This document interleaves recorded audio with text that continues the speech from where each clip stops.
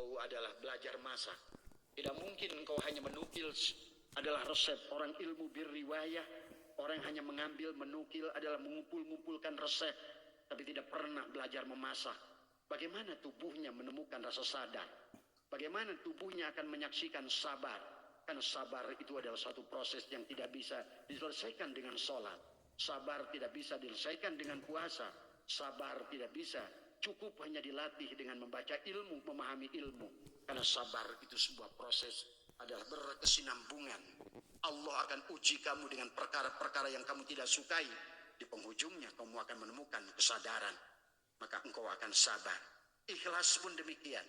Tidak ada ikhlas yang datang dengan sendirinya. Karena untuk ikhlas adalah bagaimana menyaksikan Allah. Yang disebut ikhlas itu adalah bukan kamu melakukan sesuatu dan kamu adalah serahkan semuanya pada Allah. Yang disebut ikhlas yang sempurna adalah pada saat engkau berbuat amal, engkau tidak mampu lagi, engkau yang berbuat amal itu. Karena pada dasarnya dirimu yang lapis keempat dan ketiga itu adalah mati. Tidak ada mustahil berbuat amal kecuali oleh aku yang kedua dan aku yang pertama. Itulah Rasulullah dan Allah, sifat dan zat, ya sahabat. Maka ilmu biduraya Abah sudah ajarkan banyak kepada jamaah sekalian bagaimana cara mandinya. Itulah ilmu biduraya untuk kita amalkan, untuk kita pakai. Karena supaya apa? Biarpun hari ini masak tidak mendapatkan makanan yang enak, masak lagi besok, masak lagi besok, masak lagi besok, sehingga kalian paham bagaimana merica, bagaimana kecap, bagaimana saus. Kalian adalah akan menentukan rasa. Karena di penghujungnya perjalanan hidup manusia adalah rasa. Memasak adalah demikian juga. Seorang chef yang luar biasa, dia akan memahami bagaimana mendapatkan nasi goreng yang lezat, bagaimana mendapatkan adalah cah kangkung yang lezat. Itu adalah tentang rasa, sahabat, yang harus dipahami. Nah inilah maka dibutuhkan ilmu bidiroya, ilmu yang diamalkan.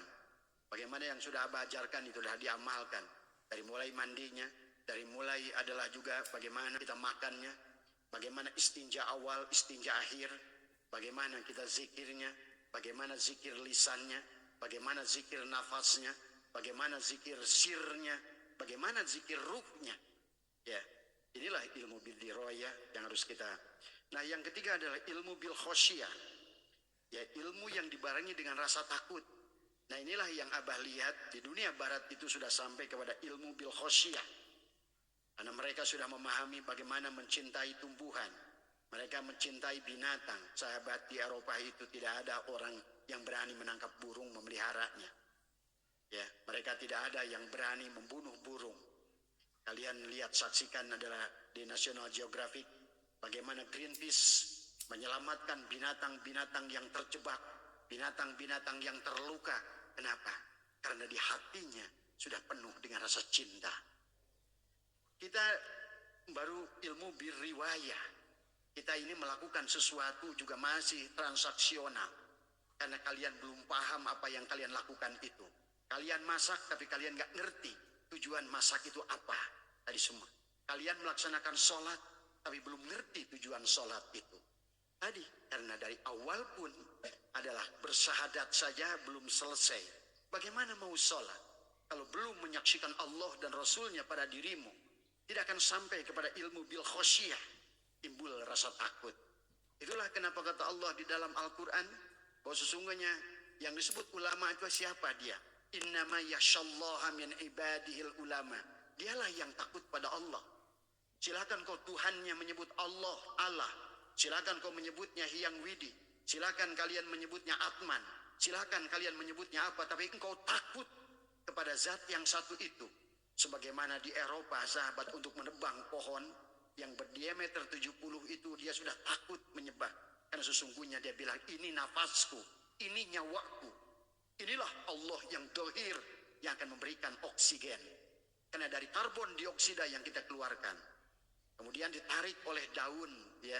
Pada daun itu juga harus bersih dari klorofil. Karena pada daun itu di atasnya ada yang hitam disebut dengan embun jelaga.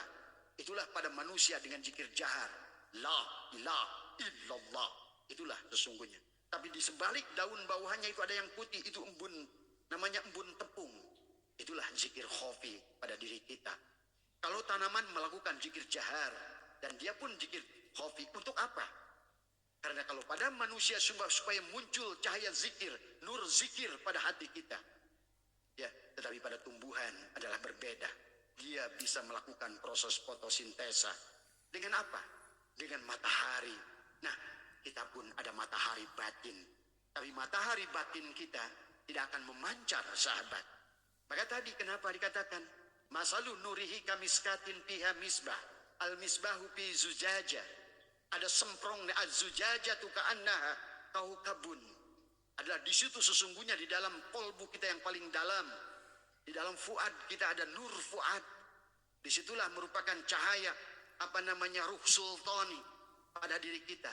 Itulah sesungguhnya pada saat dia memancar, maka jelaslah kehidupan ini semua.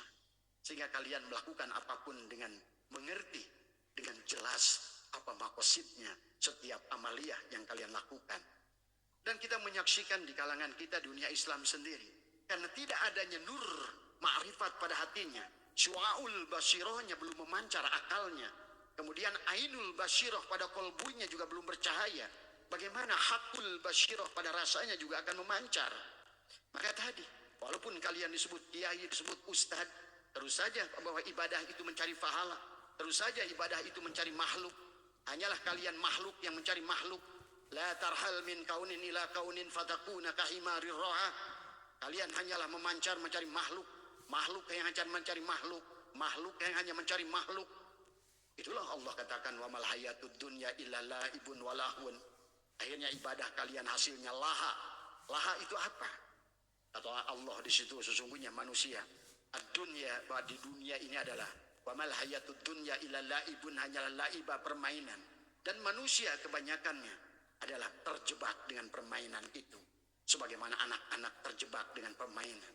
Maka di Nusantara kita ini, walaupun dia disebut kiai, jenggotnya udah sampai kepada udel, ke perut, tetapi ilmunya ilmu anak-anak.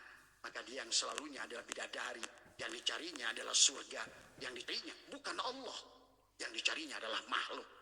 Itulah sebagaimana anak-anak senangnya bermain-main, padahal Allah sudah ciptakan ini untuk main-main. Tapi orang yang bodoh terjebak, yang jahil murakab terjebak dengan permainan Allah tadi semua. Nah inilah sesungguhnya akhirnya alam dunia ini betul-betul Allah bikin permainan dan kalian ikut bermain-main menjadi anak-anak sampai tua. Ya, bahkan disitulah Allah ingatkan ara'aital ladzi yukadzibu biddin fadzalikal ladzi yad'ul yatim wa la yahuddu ala ta'amil miskin. Akhirnya manusia terjebak menjadi orang yatim, lahir dan dia tidak bisa mengembalikan dirinya. Kata Nabi Isa alaihissalam, manusia itu hanya bisa kembali pada Allah kalau terlahir dua kali sebagaimana burung. Yang pertama lahir, telur keluar dari induknya. Yang kedua tepaskan dirimu dari dirimu. Inilah tujuannya sahabat. Ya, maka ilmu bil khosyah Abah udah saksikan malah di dunia barat. Mereka enggak sholat seperti kalian, tapi mereka sudah sholat. Ya, itulah kenapa negara paling bahagia di dunia ini semuanya adalah negara yang bukan negara Islam. Negara yang tingkat korupsinya paling rendah justru di negara yang bukan Islam. Bahkan di negara yang kalian sebut kafir itu Swiss. Bahkan disitulah kenapa orang-orang sedunia, negara-negara di dunia mengirimkan uang, menyimpan uangnya di bank-bank di Swiss. Karena disitulah paling amanah dari semuanya. Tapi sungguh sedih kita adalah kita yang mayoritas agama Islam, tapi negara yang hanya kedua adalah dari sekian ratus ranking tertinggi korupsi adalah justru di negara kita yang katanya sudah berkenal dengan Allah. Allah hanya baru sebutan nama, bukan dengan rasa. Syahadat hanya baru ucapan, bukan dengan penyaksian pada jiwamu sendiri. Kalau kau menyaksikan Allah dan Rasulnya pada dirimu, wallah, kalian tidak akan berani menyakiti satupun makhluk di dunia ini. Kalian tidak akan berani mencuri di kantor kalian. Kalian tidak berani adalah membohongi manusia, menipu manusia, menyakiti manusia. Kau menyaksikan Allah pada segala yang wujud, apalagi pada manusia. Karena dia tidak menyaksikan Allah pada dirinya sendiri. Belum bersyahadat bahwa sesungguhnya diri